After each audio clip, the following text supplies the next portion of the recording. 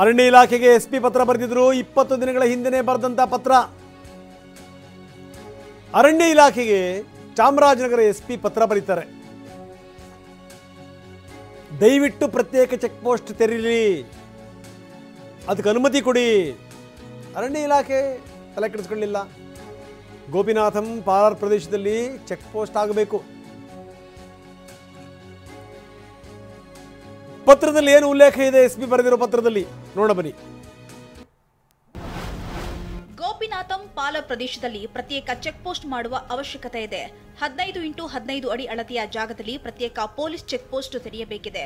ಸದ್ಯ ಇರುವಂತಹ ಚೆಕ್ ಪೋಸ್ಟ್ನಲ್ಲಿ ತಮಿಳುನಾಡು ರಾಜ್ಯದ ಸೇಲಂ, ಕೃಷ್ಣಗಿರಿ ಹಾಗೂ ಧರ್ಮಪುರಿ ಜಿಲ್ಲೆಗಳ ಗಡಿಯಾಗಿದೆ. ತಮಿಳುನಾಡಿಗೆ ಹಾದು ಹೋಗುವಂತಹ ವಾಹನಗಳು ಅನುಮಾನಾಸ್ಪದ ವ್ಯಕ್ತಿಗಳನ್ನ ತಪಾಸಣೆ ಮಾಡಲು ಸಾಧ್ಯವಾಗ್ತಾ ಇಲ್ಲ. ಇನ್ನು ಮಲೆಮಹದೇಶ್ವರ ಬೆಟ್ಟದಿಂದ ಬರುವಂತಹ ಹೊಗೆನಕಲ್ ಕಡೆಗೆ ಹೋಗುವಂತಹ ವಾಹನಗಳನ್ನ ಪರಿಶೀಲನೆ ಮಾಡೋಕೆ ಸಾಧ್ಯವಾಗ್ತಿಲ್ಲ.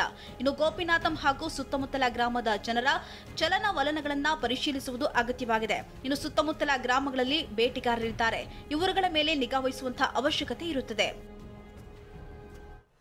ಡಾಕ್ಟರ್